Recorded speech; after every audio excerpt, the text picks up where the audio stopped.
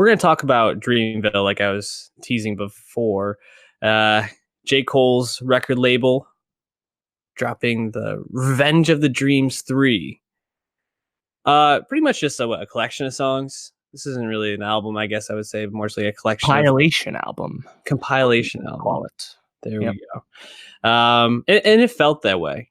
You know, I think that there were similarities in some of the beats, some of the structure of the songs, but pretty much it felt like they were trying to showcase different artists, different people.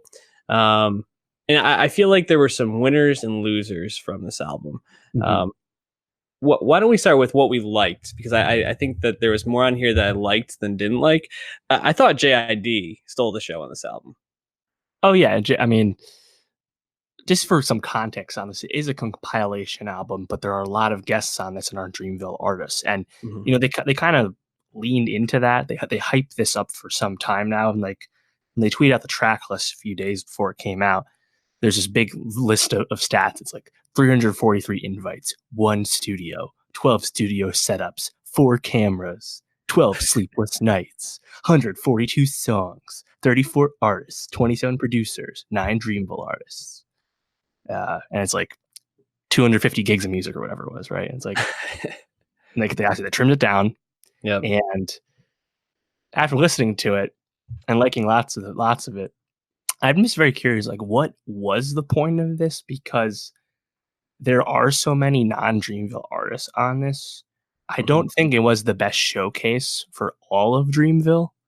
I think certain artists definitely seized the moment, like J.I.D. or J.I.D, as you said. So Earth Gang as well sounded great on this. But some of the longest running Dreamville artists that also have some of the smaller profiles, like Boss, Kaz, Loot, Omen, kind of float in and out on this. Don't make that much of an impression. And it's kind of hard for those guys to stand out when they're competing with like Ski Mask or Smoke Group. This more famous artists popping in.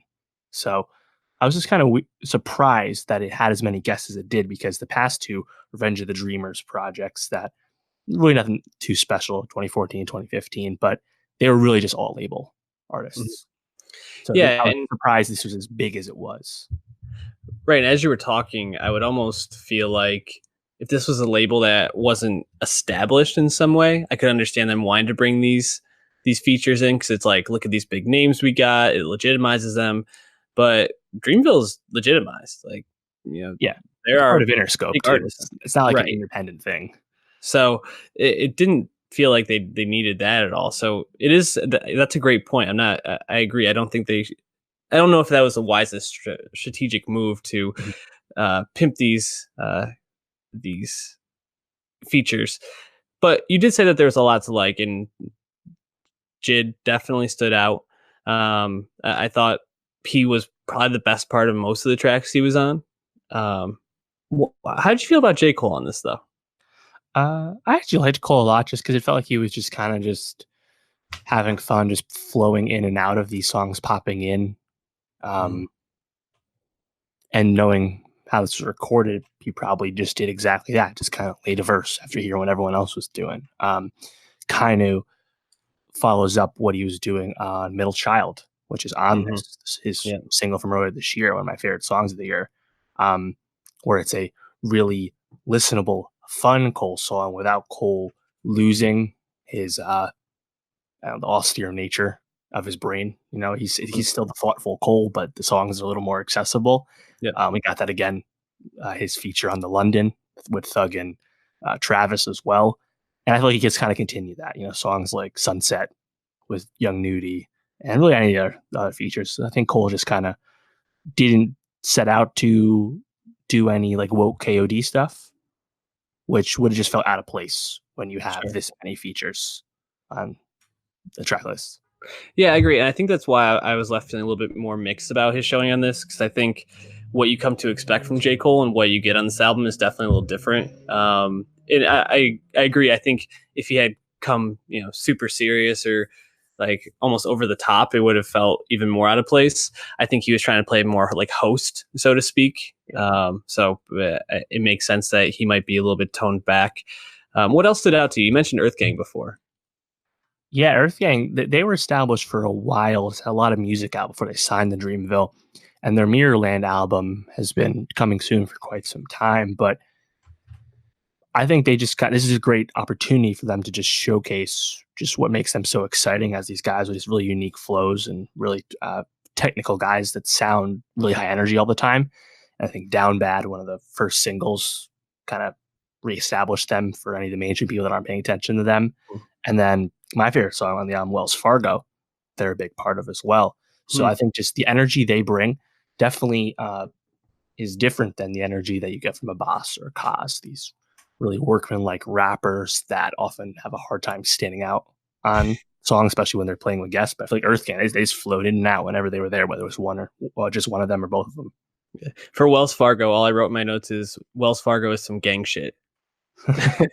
Just like a really fun listen. No, I agree. I thought Earth Gang really stood out and made me really excited to kind of dive more into them, which is what an album like this can do. You know, you're showcasing this for artists, and you hear one that stands out, you want to go check it out. Someone that we were definitely already turned on to is Ari Lennox, who has a couple of tracks on this that she anchors, and I really liked almost every track she was on. You know, especially the one at the end. Let me just get the name of it. Self Love, which I think also might have been a single, if I'm Yep. I might, yeah. But I thought Self Love was really good, and especially because it's kind of a Ari. Actually, no, sorry, I'm thinking about the wrong one. I was going to talk Got about me. yes, got me. Yep. With Because I Dreezy. wanted, yeah, because I feel like Dreezy comes in at the end and just absolutely Mhm. murders it. Um, but the way that Ari kind of floats in and out on the the chorus, and then the verses come about, is just so perfect. And she got Ty Dolla Sign crooning with her. It's just such a well constructed, nice song. I was like, man, this is really, really quality. Um, but yeah, Ari Lennox, I thought shined like she did on her album. Yeah, man. Um, I think a lot of these songs are just really fun. Like Costa Rica, another one, just high energy. And I think some of these songs ultimately are pretty disposable just because even though everyone apparently was in the studio together, a lot of it just feels really constructed together. All right, Ulay verse, Ulay verse, Ulay verse. None of these verses connect or mean anything Mhm. combined. They just sound okay next to each other. So we threw them together. So it's tough to have, I think, really high expectations for this.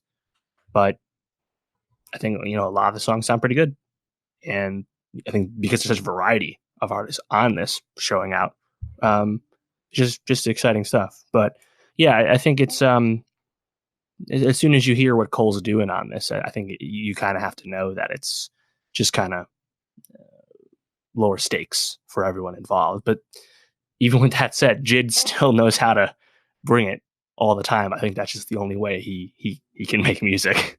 Yeah, no, I agree. He goes 110 miles per hour every time he can. So check those songs out. We're gonna put a couple onto our Nostalgia Best of 2019 on Spotify.